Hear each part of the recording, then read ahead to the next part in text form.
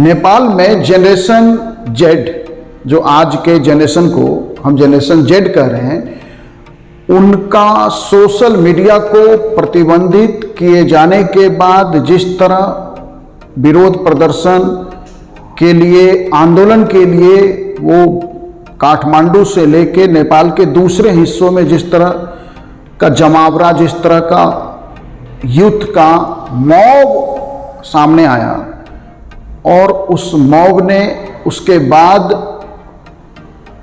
जैसे प्रतिबंध भी हटा लिया गया सोशल मीडिया से, लेकिन उसके बाद वो हिंसक होते चले गए और वो हिंसा में संसद को आग लगा दिया, राष्ट्रपति भवन, न्यायपालिका, सुप्रीम कोर्ट बिल्डिंग में आग लगा दी, प्रधानमंत्री निवास में आग लगा दिया गया, एक पूर्व प्रधानमंत्री के घर में आग लगाया गया जिसमें उनकी पत्नी झुलस गई और उनका डेथ हो गया है।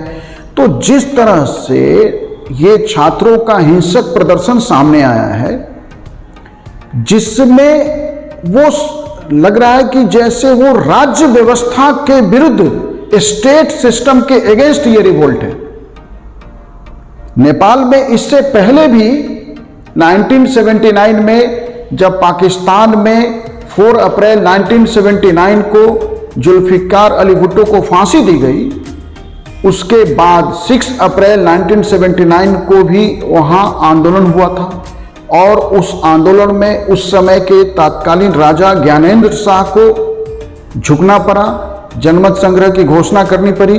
ये अलग बात है कि वो आंदोलन बहुत व्यापक होने के बाद भी कुछ ऐसा रिजल्ट, कंक्रीट रिजल्ट नहीं आया जिसके लिए उस घटना को दुनिया भर में याद किया जाए। लेकिन एक बड़ी घटना तब भी हुई थी। इस बार की जो घटना है, जिस तरह से स्टेट के जितने सिंबल हैं, मतलब कि नॉर्मली यदि देखिए कि जो अरब स्प्रिंग कहा गया, जिसमें कई देशों में, ट्यूनीशिया से लेके, इजिप्ट से लेके और कई देशों में सत्ता परिवर्तन हुआ, वह आंदोलन सत्ता में बैठे लोगों के विरुद्ध था, सरकार के विरुद्ध था।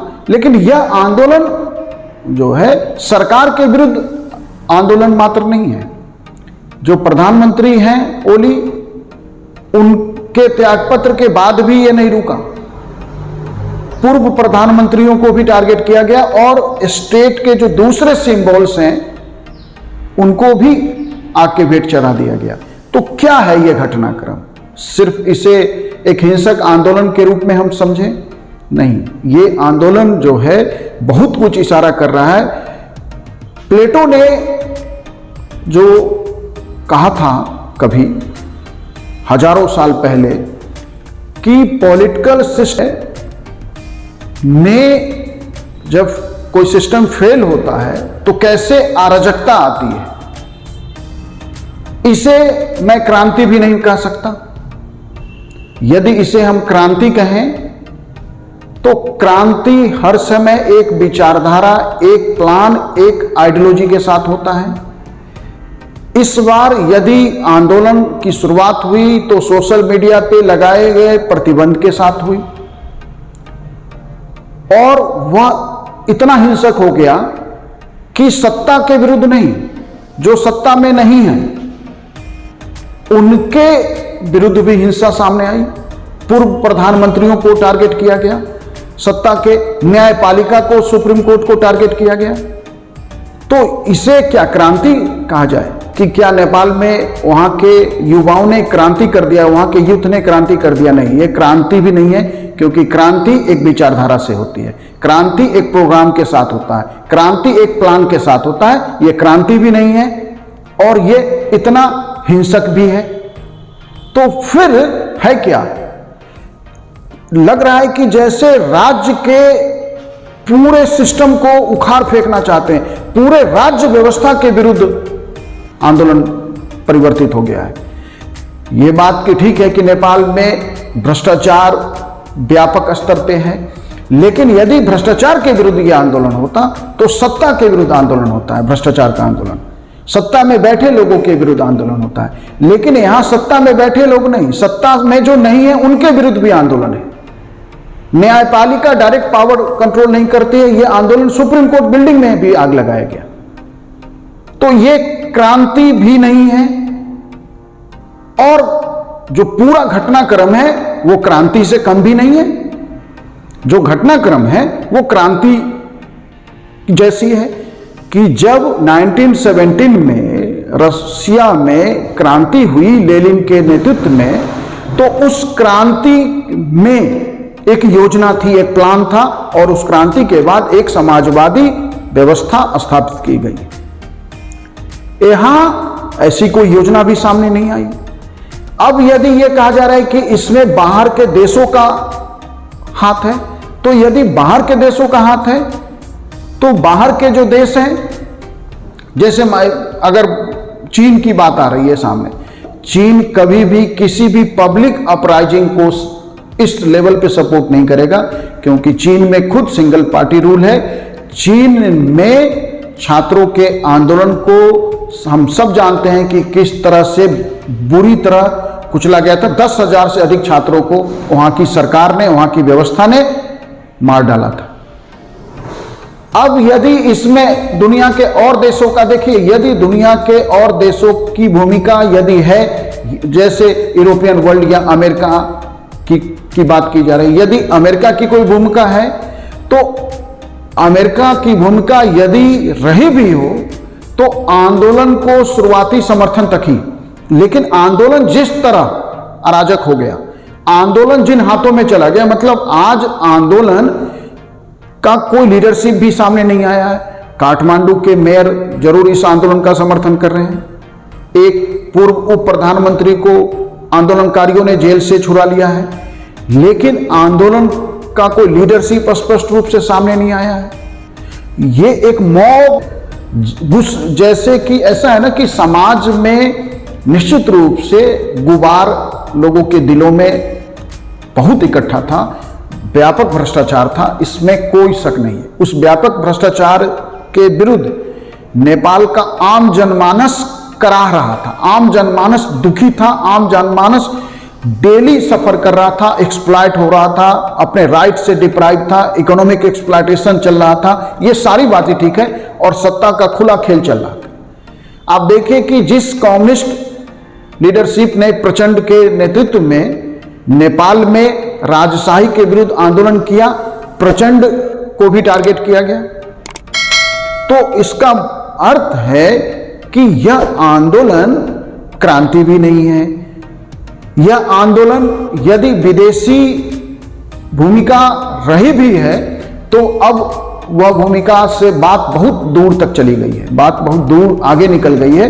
अब ये फॉरेन इन्वॉल्वमेंट का जो एंगल है वह एस्टेब्लिश नहीं है, और यदि उसको हम मान भी लें तो उन लोगों ने भी, जिन विदेश के सिस्टम्स ने, विदेश के किसी स्टेट ने या विदेश के किसी एजेंसीज ने, एस्टेब्लिशमेंट ने यदि इस आंदोलन को भड़काने में, इस आंदोलन के लिए जमीन तैयार करने में कोई भूमिका निभाई भी हो, तो वो भी ये नहीं चाहे होंगे जो नेपाल में हो गया। आज एक सवाल है कि नेपाल में सत्ता किसके हाथ में है, नेपाल की व्यवस्था कौन कंट्रोल कर रहा है। तो आप कह सकते हैं कि जो लोकल एडमिनिस्ट्रेशन है वो अपने अपने लोकल लेवल पे व्यवस्था को देख पा रही है। पुलिस के काफिले में जिस तरह से आंदोलनकारियों का समर्थन दिखा है, जब राष्ट्रपति भवन, संसद भवन में आग लगाया गया तो न सेना दिख रही है उस तरह से उनका प्रेजेंस, न पुलिस दिख रही है। तो इसका अर्थ है कि पुलिस ने भी सरेंडर कर दिया। इसमें घटना मुझे याद आ रही है, जब 1900 में जेपी मूवमेंट भारत में हुआ, उसके बाद जो अन्ना आंदोलन है जो 2012 में हुआ, उस आंदोलन में मेरठ में मैं भी एक सक्रिय भागीदारी थी मेरी, और अन्ना के आंदोलन की टीम ने मुझे कोई पद नहीं दिया था, लेकिन यहाँ की मीडिया ने मुझे अन्ना आंदोलन के मेरठ चैप्टर का संयोजक के रूप में मेरी ओर से कि कल ये होगा, और एक ऐसी स्थिति बनी मेरठ में कि जो भी अन्ना आंदोलन के नाम पे पूरे मेरठ में कहीं भी कुछ हो रहा था, वो सारे क्षेत्र के लोग अंततः जहां हम लोग ने आंदोलन स्थल रखा था वहां आके अपना जो है समर्थन देते थे। तो ये एक मेरठ का केंद्र बन गया था। जो मेरठ का ऐतिहासिक कॉलेज है, मेरठ कॉलेज, उसके पास का जो स्थल है, और मेरी भूमिका संयोजक जैसी हो गई थी। मैं संयोजक अपॉइंट नहीं हुआ था, लेकिन उस आंदोलन में जो मैंने एक मुख्य बात देखी कि वो आंदोलन भ्रष्टाचार के विरुद्ध था। बाद में समझ में आई कि भ्रष्टाचार के विरुद्ध जो आंदोलन था उसमें वो लोग जो भ्रष्टाचार का हिस्सा हैं, जो उस सिस्टम का हिस्सा हैं, वैसे लोग आके हमारे आंदोलन का समर्थन कर रहे थे। माने भ्रष्टाचार के विरुद्ध आंदोलन है और भ्रष्टाचार की व्यवस्था का जो हिस्सा है वो आंदोलन, अन्ना आंदोलन का समर्थन कर रहे थे। और उसका जब अध्ययन मैंने बाद में पूरे देश को लेके किया तो देखा कि पूरे देश के स्तर पे यही स्थिति थी कि वो लोग जिनके विरुद्ध आंदोलन था वो लोग आंदोलन का समर्थन कर रहे थे। तो मुझे इरफान हबीब याद आए। इरफान हबीब ने मुगल काल में जो पीजेंट मूवमेंट है, जो किसान विद्रोह है, उसके ऊपर बहुत अच्छी स्टडी है उनकी, कि ये जो है आंदोलन का एक पिक्युलर कैरेक्टर था भारत में कि आंदोलन जिनके विरुद्ध था, आंदोलन लोकल जमींदार किसानों का मैक्सिमम शोषण, एक्सप्लॉयटेशन कर रहे थे, तो वो आंदोलन जिन जमींदारों के विरुद्ध होना चाहिए था, पीजेंट मूवमेंट का लीडरशिप उन्हीं जमींदारों के पास था। उसका रीजन अलग है, क्योंकि जमींदारों ने आम जो जीवन होता है, आम जो लोग होते हैं, उनके जीवन के साथ बहुत गहरे तरह से जुड़े होते हैं, क्योंकि वो लोकल लेवल पे रहते हैं। और किसानों के बीच में उन्होंने अपनी पिक्चर इस तरह से रखा कि मैं भी इस एक्सप्लॉयटेशन की व्यवस्था के, तुम्हारे एक्सप्लॉयटेशन से मैं भी दुखी हूं, कि मैं क्या करूं, ये तो राजा के लिए हम टैक्स वसूल लें, जबकि मैक्सिमम टैक्स जो है वो लोकल जमींदार रख लेते थे। तो ये आंदोलन क्या सिर्फ नेपाल में जो भ्रष्टाचार था वो पॉलिटिकल क्लास के लिए कारण था, कि या उस भ्रष्टाचार के लिए सिर्फ पॉलिटिकल क्लास रिस्पॉन्सिबल है? हम जानते हैं कि दुनिया में यदि कहीं भी करप्शन, भ्रष्टाचार है, आम आदमी सफर कर रहा है तो वो तभी करता है जब उसको ब्यूरोक्रेसी के लेवल पे, लोकल थाने पे, लोकल ऑफिसेज में जब भ्रष्टाचार पहुंचता है तो आम आदमी का संबंध जो है लोकल ऑफिसेज से है। आम आदमी स्थानीय सरकारी दफ्तरों में जाता है अपने छोटे मोटे काम के लिए, और उसे उन छोटे मोटे कामों के लिए भी भ्रष्टाचार, ब्राइब का हिस्सा बनना पड़ता है, उसके बिना काम नहीं होता। तो जो ब्यूरोक्रेसी करप्ट, यदि पॉलिटिकल क्लास करप्ट था तो वह ब्यूरोक्रेसी और पॉलिटिकल क्लास का कंप्लीट नेक्सस जब तक नहीं होगा तब तक करप्शन चल ही नहीं सकता, करप्शन आगे नहीं बढ़ सकता। तो इसका अर्थ है कि ब्यूरोक्रेसी भी करप्ट है। नेपाल में क्या यह आंदोलन में ब्यूरोक्रेसी के विरुद्ध कोई भूमिका या ब्यूरोक्रेसी के विरुद्ध कोई आंदोलन का अभी तक जो न्यूज सामने आए हैं उसमें ब्यूरोक्रेट्स को उस तरह टारगेट किया गया हो, ऐसा नहीं जानकारी लग रहा है। पुलिस ने निश्चित रूप से अपना रोल बदल लिया है और उन्हें यह बात समझ में आ गया है कि इस भ्रष्टाचार से जो हम फले फूले हैं पुलिस सिस्टम के लोग, उन्होंने इस आंदोलन को ज्वाइन कर लिया है या उनके समर्थन में है।